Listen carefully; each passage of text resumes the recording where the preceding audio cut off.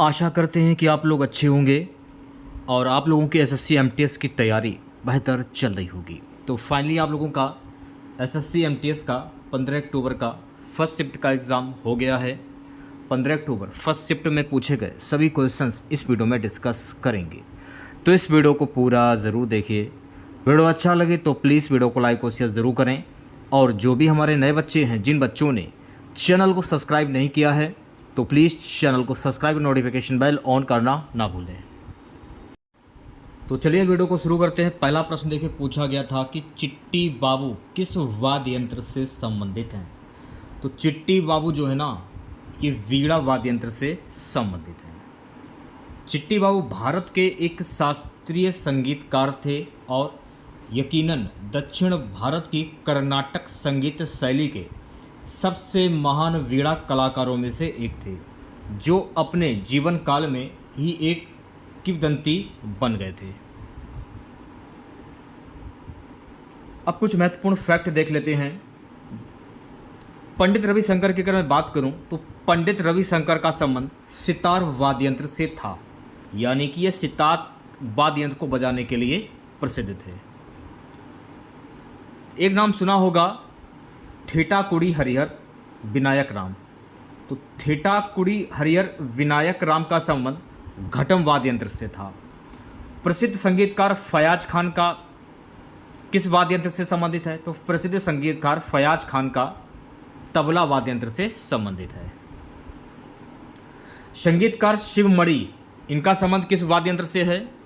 तो संगीतकार शिवमणि का संबंध ड्रम वाद्य यंत्र से है। मृदगम वाद्य यंत्र के साथ संगीतकार पालघाट मणि अय्यर का संबंध है। तो अगर आपसे पूछ लिया जाए कि पालघाट मणि अय्यर का संबंध किस वाद्य यंत्र से, तो मृदगम वाद्य यंत्र से है। तो ये सारे फैक्ट आपको ध्यान में रखने हैं, ये सारे फैक्ट आपको ध्यान में रखने हैं। अगला प्रश्न देखिएगा। सो गाइस, नेक्स्ट क्वेश्चन देखिए, पूछा गया था कि मकरविलक्कू निम्नलिखित में से किस राज्य में मकर संक्रांति पर आयोजित एक वार्षिक उत्सव है? सही आंसर हो जाएगा केरल। देखिए, मकरविलक्कू केरल के सबरीमाला अयप्पा मंदिर में मकर संक्रांति पर आयोजित एक वार्षिक उत्सव है। कुछ महत्वपूर्ण उत्सव हैं, इनके बारे में जान लीजिए। जैसे कि उड़ीसा का जो महोत्सव है कलिंग महोत्सव और चंदन यात्रा, कर्नाटक का उगादी, दशहरा और कारगा महोत्सव हैं। तमिलनाडु की अगर मैं बात करूं, पोगल हुआ, थिरुवैयारू महोत्सव और महावतम महोत्सव। ठीक है। हरियाणा की अगर मैं बात करूं, तो हरियाणा का महोत्सव है तीज, पंजाब का बैसाखी, आंध्र प्रदेश का महोत्सव है उगादी, अरुणाचल प्रदेश का पके पागा हार्नबिल महोत्सव, कर्नाटक का कितूर महोत्सव, असम का है मी डैम मी फी महोत्सव, नई दिल्ली अंतर्राष्ट्रीय आम महोत्सव, लद्दाख का महोत्सव क्या है? लोशर, महाराष्ट्र का एलिफेंटा महोत्सव, तमिलनाडु का आदि पेरक्कू, तेलंगाना का बतुकम महोत्सव, त्रिपुरा का गरिया पूजा, मिजोरम का चपचार कुट, मणिपुर का शगाई और सिरिलुई लिली। ये आपके जो महोत्सव जो हैं, तो इसमें मैंने सभी राज्यों की जो महोत्सव है मैंने शामिल कर लिए हैं। तो ये आप यहाँ से याद कर लीजिए, क्योंकि यहाँ से ये मान के चलिए 2 प्रश्न तो हर हाल में आगे आने वाले शिफ्टों में आप लोगों से पूछा जा सकता है। नेक्स्ट क्वेश्चन देखिए, पूछा गया था पौधों द्वारा ग्रहण की जाने वाली सूर्य ऊर्जा की मात्रा कितनी होती है? पौधों द्वारा ग्रहण की जाने वाले सूर्य ऊर्जा की मात्रा 1% से 3% के बीच में होती है। अच्छा, हरे पौधे सूर्य के प्रकाश की ऊर्जा का 1% ग्रहण करते हैं और उसे खाद्य ऊर्जा में परिवर्तित करते हैं। तो ये फैक्ट आपको ध्यान रखना है। प्रकाश संश्लेषण के माध्यम से सूर्य की विकिरणित ऊर्जा का 0.1% औसतन प्रतिशत एक सक्रिय उत्पादन संग्रहित करता है। हरे पौधे सौर ऊर्जा को रासायनिक ऊर्जा में बदलते हैं। अगर आपसे पूछ लिया जाए कि हरे पौधे सूर्य ऊर्जा को किस ऊर्जा में बदलते हैं, तो रासायनिक ऊर्जा में बदलते हैं। अधिकतम सूर्य ऊर्जा किस चीज़ को ग्रहण करते हैं? शैवाल को ग्रहण करते हैं। तो ये सारे फैक्ट आपको ध्यान में रखने हैं। अगला प्रश्न देखिए पूछा गया था मेरे प्यारे साथियों कि शंबा महाराज ने कौन सी पुस्तक लिखी है। तो शंबा महाराज ने अनुपुराण पुस्तक जो है वो लिखी है। शालबाई से शिवाजी के पुत्र का क्या नाम था? संभाजी था। शिवाजी के उत्तराधिकारी भी संभाजी ही थे, ये भी आपको ध्यान रखना है। शिवाजी की मृत्यु के बाद राजाराम और संभाजी के बीच उत्तराधिकार की लड़ाई हुई थी। अच्छा, अगर आपसे ये पूछ लिया जाए कि औरंगजेब की मृत्यु के समय मराठा का नेतृत्व किसके हाथों में था? ताराबाई के हाथों में था। शिवाजी ने छत्रपति की उपाधि कौन से सन में ग्रहण की थी? 1674 में ग्रहण की थी। ठीक है, तो ये सारे फैक्ट आपको ध्यान में रखने हैं।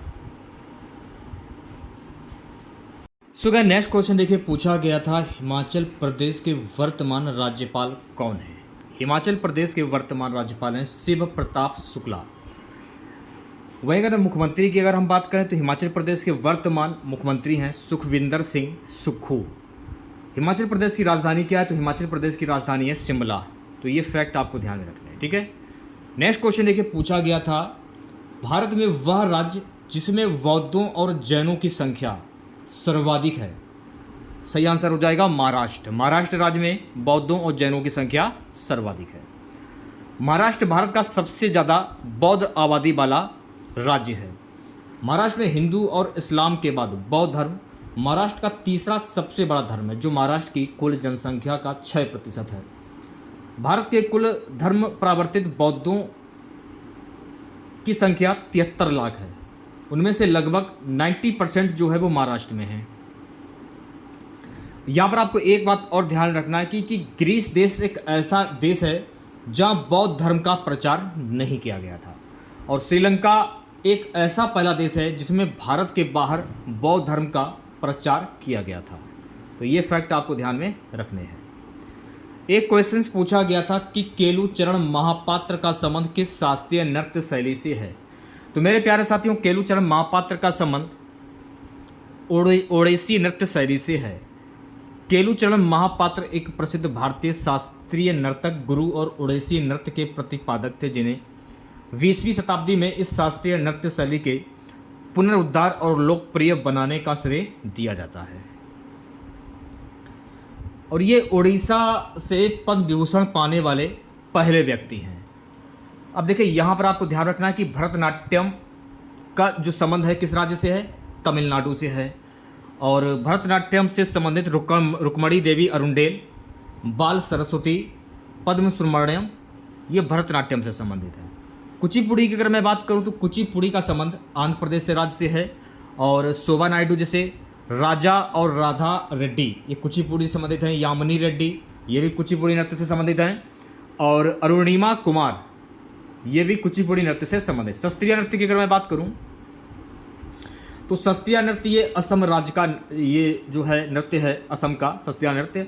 और इनसे शास्त्रीय नृत्य से संबंधित रंजू मोनी, श्रीमंत शंकर देव, ये शास्त्रीय नृत्य से संबंधित हैं। नेक्स्ट क्वेश्चन देखिए पूछा गया था 273.15 degree C 273.15 degree C 273.15 degree C को क्या कहते हैं? इसे हम कहते हैं परम शून्य, यानी कि यह वह तापमान है जिस पर किसी भी पदार्थ के अंगों की गति न्यूनतम हो जाती है। एक क्वेश्चन देखिए पूछा गया था कि चालुक्य के वंश का अंतिम शासक कौन था? तो चालुक्य के वंश का अंतिम शासक था कीर्तिवर्मन द्वितीय। कौन था? कीर्तिवर्मन द्वितीय। और चालुक्य वंश के संस्थापक कौन थे? तो चालुक्य वंश के संस्थापक थे पुलकेशिन प्रथम। चालुक्य वंश के अंतिम राजा कीर्तिवर्मन द्वितीय को दंती दुर्ग ने हराया था। तो ये भी फैक्ट आपको ध्यान में रखना है। बादामी चालुक्य वंश का संस्थापक कौन था? तो बादामी चालुक्य वंश का संस्थापक पुलिकेशिन प्रथम था। अगला क्वेश्चन देखिए पूछा गया था कि ग्रैंड ओल्ड लेडी के नाम से किसे जानते हैं? तो ग्रैंड ओल्ड लेडी के नाम से अरुणा आशफ अली को जाना जाता है। अरुणा आशफ अली एक राजनीतिक कार्यकर्ता थी और उन्होंने भारतीय स्वतंत्रता आंदोलन में भाग लिया।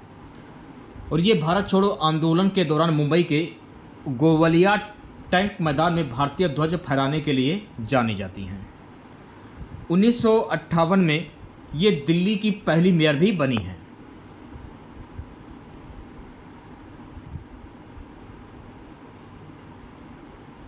ये देखिए, ये जो क्वेश्चन है कि किस अनुच्छेद में राज्यपाल को सहायता और सलाह देने के लिए मंत्रिपरिषद के प्रावधान जो हैं वो प्रदान किए गए हैं। अगला प्रश्न ये पूछा गया था कि भारत की पहली सूती मिल किस राज्य में स्थापित की गई है। तो भारत की पहली सूती मिल बम्बई में स्थापित की गई है। नेक्स्ट क्वेश्चन देखिए, पूछा गया था मेरे प्यारे साथियों, किस अनुच्छेद में राज्यपाल को सहायता और सलाह देने के लिए मंत्रिपरिषद के प्रावधान प्रदान किए गए हैं। अनुच्छेद 163 में। संविधान के अनुच्छेद 163 में राज्यपाल को सहायता और सलाह देने के लिए मुख्यमंत्री के साथ मंत्रिपरिषद का प्रावधान है। इसमें यह भी उल्लेख किया गया है कि मंत्रियों द्वारा राज्यपाल को दी गई ऐसी किसी भी सलाह की किसी भी न्यायालय में जांच नहीं की जाएगी। Which of the following river does not from the delta, यानी निम्नलिखित में से कौन सी नदी डेल्टा से नहीं निकलती है। नर्मदा और तापी नदियां जो हैं डेल्टा से नहीं निकलती हैं, और नर्मदा नदी जो है ये डेल्टा नहीं बनाती है। पश्चिम से बहने वाली नदियां डेल्टा नहीं बनाती हैं, तो ये भी आपको ध्यान रखना है। पश्चिम से बहने वाली कई नदियां जैसे नर्मदा, तापी, पेरियार आदि दरार वाली घाटियों से गुजरती हैं। इन नदियों में बहुत कम मात्रा में सक्रिय दरारें होती हैं और उनकी गति तेज गति के कारण वे डेल्टा नहीं बना सकती हैं। तो ये फैक्ट आपको ध्यान में रखने हैं। डीपीएसपी किससे प्रेरित है। तो डीपीएसपी जो है ना ये इंग्लैंड से प्रेरित है। ठीक है, तो ये क्वेश्चन थे आपके आज की पहली शिफ्ट के। तो अगर आपको वीडियो अच्छा लगा हो तो प्लीज़ वीडियो को लाइक कीजिएगा, शेयर कीजिएगा।